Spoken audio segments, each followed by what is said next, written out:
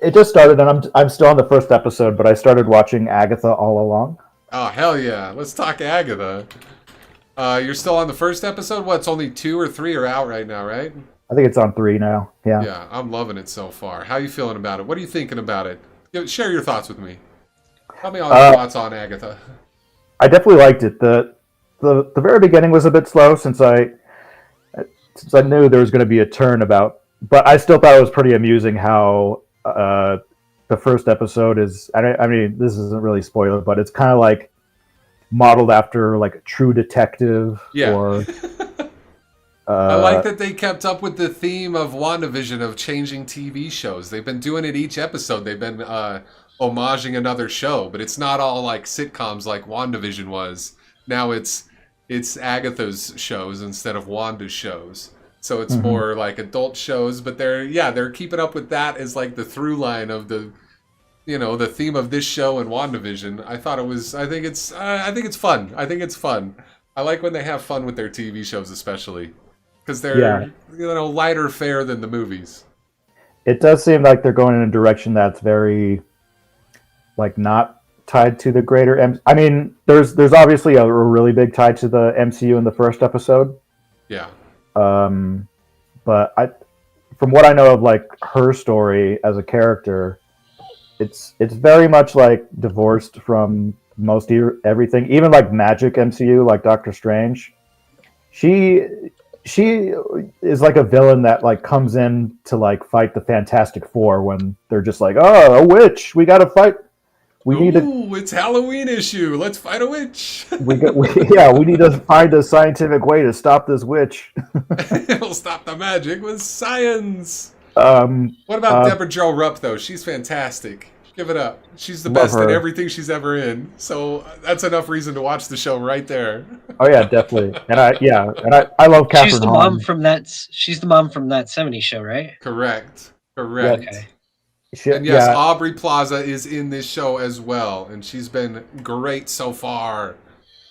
She's only been in 2 of the 3 episodes. She wasn't in the 3rd episode. Yeah, she's like Agatha's like rival, frenemy, something. I don't know because I'll put my money on it right now. Former lover. I think they're former lovers in this show. Yeah, so now she's got this teen kid who I guess is trying to be a witch.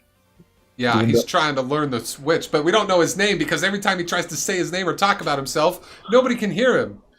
He's got a sigil on him. A sigil. Look, there it is on his mouth, right there. Look, right there. It's a sigil. So he's probably got a recognizable name, I'm sure, which people online have been speculating. Could it be Wiccan? Yeah, lots of speculation about who he is. He'll probably be one of the famous witch kids, I'm sure. Which is fine. Wiccan does make sense.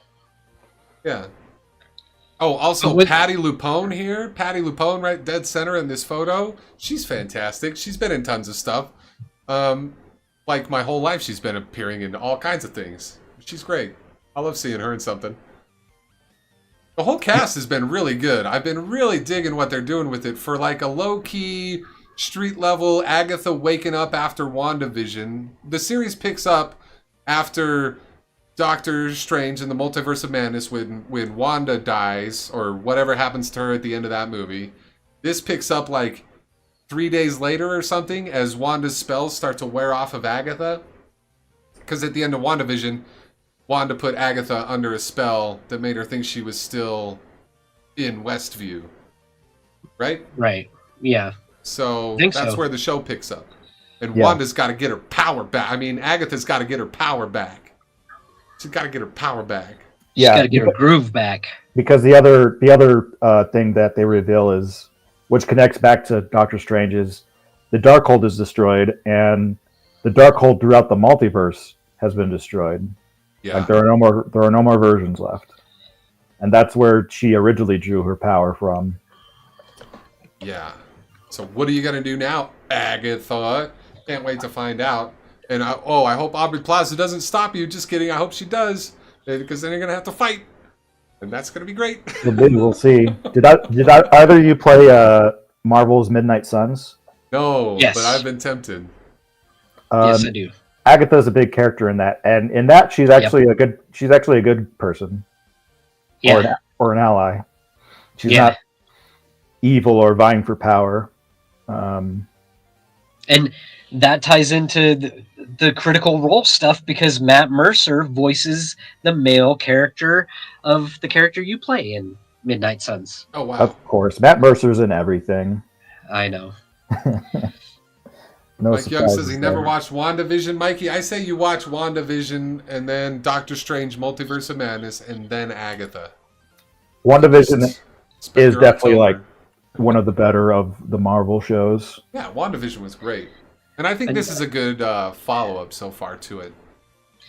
It's not WandaVision season 2, but it kind of is, you know? Yeah, lots of characters from the first season. Just without the title character.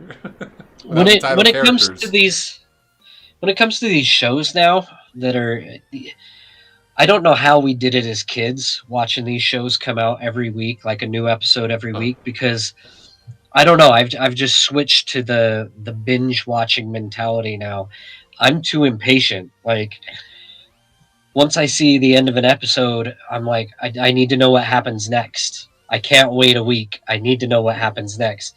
So with a lot of these, I'm waiting for the full season to come out so that I can just sit down and binge watch it and that's valid and be satisfied. So haven't seen. Part of what's turning me to the weekly watching is wanting to be caught up in case we do a Jolt, actually. See, there's a few shows now I'm watching weekly, and I'm like, oh, God, all right, I'll wait till next week for an episode, I guess. Well, I remember how this goes. Well, it's funny because I think Netflix is like the only service that is still doing, like, you know, release the whole series at once, because they started it. And then I think the newer services that came after followed that mentality. But you know, I think they just want you on the hook. They want you on the string for longer. Yep. Yeah. For their, you know, that's service. Exactly it. If you make a show last 2 months, that's 2 months of subscription from everybody that wants to watch it. Plus, that's more time people are talking about it too. Yeah. And that just propels more hype. So it just feels like the old ways. And and you know, like you said, or we were talking about before we actually started the stream, we'd like to start doing this more frequently, at least once a week. So I'm probably going to have to start watching these shows, like pick a night of the week where I watch this show, that show, this show, so that I'm not sitting here silent like I have been most of this episode, just like, You guys are. I mean, if we figure out a regular night of the week, it's easy enough to just have everything caught up by that day of the week. Yeah. You know, watch all that week's shows.